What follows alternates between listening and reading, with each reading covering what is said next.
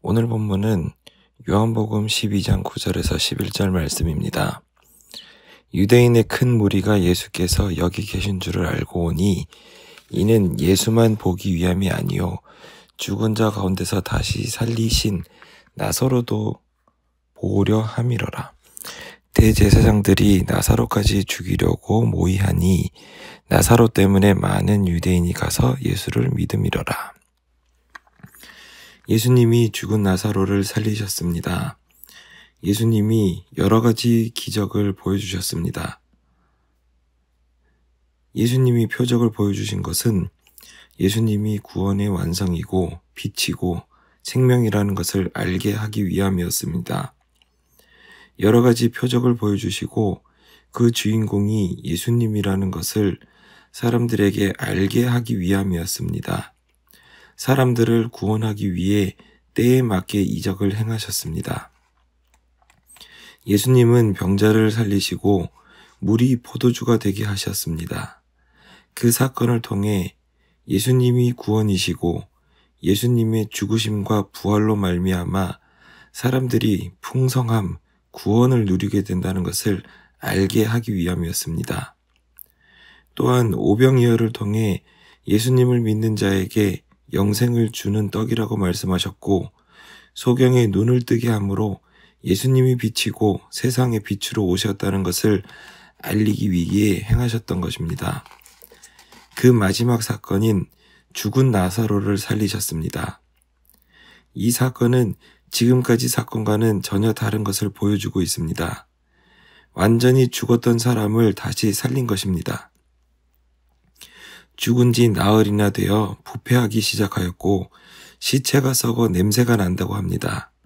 그 죽은 시체 나사로를 예수님이 다시 살리셨습니다. 예수님은 이 사건을 통해 예수님이 다시 죽으시고 살아나신다는 것을 제자들에게, 사람들에게 알리기 위함이었습니다. 나사로가 죽은 것이 하나님의 영광을 위함이고 하나님의 아들이 이로 말미암아 영광을 받게 하려 함이라고 말씀하신 겁니다. 그 구원의 말씀은 예수님이 어린 양 제물이 되어 죽으신다는 것입니다. 예수님이 제물이 되어 죽으셔야 우리가 죄사함을 받을 수 있습니다. 구약에서 죄사함을 받을 수 있는지, 어떻게 해야 죄사함을 받을 수 있는지 생각해 보세요. 죄인은 죽을 수밖에 없지만 그 죄인이 살려면 제사장에게 짐승을 잡아와서 그 짐승을 죽여 피를 흘리고 불이 태워야 내 죄사함을 받을 수 있었습니다. 예수님이 직접 죽으시고 다시 살아나신 사건을 말씀하시는 겁니다. 예수님이 이 땅에 오셔서 죽으시고 다시 부활하신 사건, 이 사건을 말씀하시고 그 말씀을 이루기 위해 오셨습니다. 이는 바로 나사로 사건이 예수님의 죽으심과 연결이 되어 있다는 것입니다. 예수님이 죽으시고 부활하시는 사건과 관련하여 죽은 나사로를 다시 살리시는 예수님을 말씀하시려는 사건입니다. 마르다, 마리아, 누이들이 예수께 사람을 보내었을 때 예수님께서 말씀만 하셨어도 나사로가 다시 살았을 줄 압니다. 앞의 사건에서는 충분히 그러셨을 수 있었습니다. 예수님은 이틀을 더 유하시고 제자들에게 말씀을 하셨습니다. 예수님이 나사로 곁에 있지 아니한 것을 제자들을 위하여 기뻐하신다. 이는 너희로 믿게 하려 함이라고 하신 겁니다. 그런 후 나사로에게로 가자고 하시며 제자들에게 죽은 나사로를 살리시는 것을 알게 하셨습니다.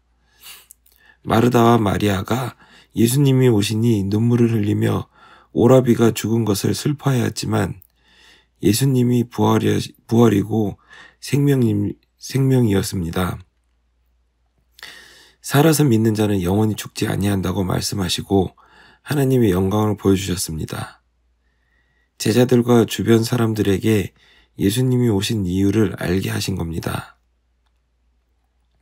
이 사건을 통해 예수님이 이 땅에 오신 이유를 사람들에게 알게 하셨고 예수님이 살릴 수 있다는 것도 있지만 예수님이 직접 죽으시고 다시 부활하신다는 것을 알게 하기 위함이었습니다. 죽은 나사로를 살린 사건은 이제 곧 예수님이 죽으러 가신다.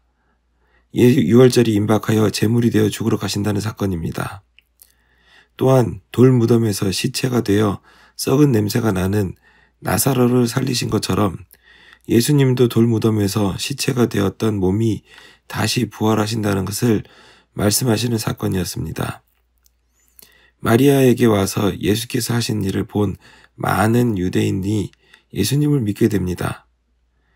예수님은 한 사람이라도 더 구원하기 위해 사건을 만드셨고 한 사람이라도 더 생명을 주기 위해 말씀을 전하시고 이루셨습니다. 유대인의 큰 무리가 죽은 나사로를 살리신 예수님을 보기 위해서 또한 그 죽었던 나사로가 예수를 증거하니 그 나사로를 보기 위해서 모이게 됩니다.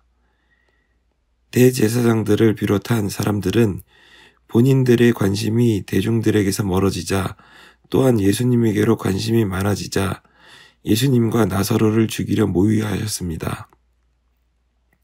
그 이유가 예수님이 죽은 나사로를 살리셨기 때문에 예수님과 그 증거인 나사로를 죽이려 했던 것입니다.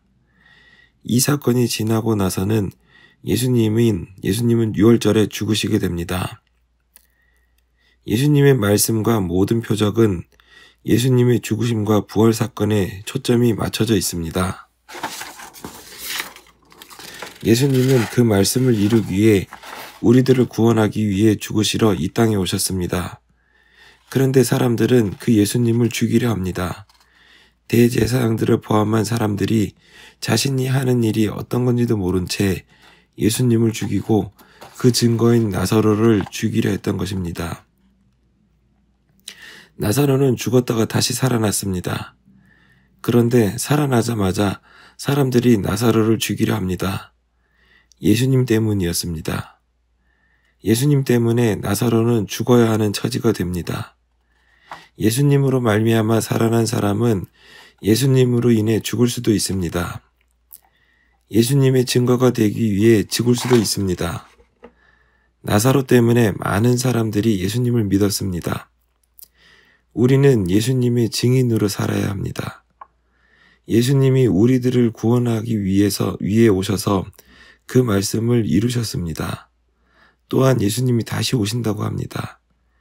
예수님이 다시 오시는 그날에는 아무도 견디기 어려워 그날을 감해 주신다고 합니다. 때가 되어 예수님이 하늘로 올리시는데 그 사람은 성령을 받은 사람, 하나님의 인침을 받은 사람이라고 합니다. 성령 받은 사람이 예수님의 증인이 됩니다. 성령 받은 사람에게 마지막 때에 향유를 붓는 사건이 있습니다. 오직 성령이 너에게 임하시면 너희가 권능을 받고 예루살렘과 온 유대와 사마리아와 땅끝까지 이르러 내 증인이 되리라고 말씀하셨습니다. 우리가 성령 받은 사람이 되어 권능을 받아 살아갈 때 예수님이 증인이 되고 믿음의 사건에서 예수님의 옳다함을 받을 수 있을 것입니다. 기도하겠습니다. 하나님 아버지 감사합니다. 예수님께서 죽은 나사로를 다시 살리시는 말씀을 듣게 하시고 배우게 하시니 감사합니다. 죽은 나사로를 살리신 사건으로 인해 우리가 살아가는 동안에 죽어가는 믿음이 아니라 부활의 믿음으로 살게 하여 주시옵소서. 어떤 상황에서 예수님을 선택하는 믿음으로 살게 하여 주시고 그로 인해 예수님의 생명과 구원의 복을 받아 누리게 하여 주시옵소서. 살아가는 동안 죽어가는 믿음이 아니고 부활하신 예수님을 따라 사는 믿음의 성도가 되게 하여 주시옵소서. 감사드리며 예수님 이름으로 기도합니다. 아멘.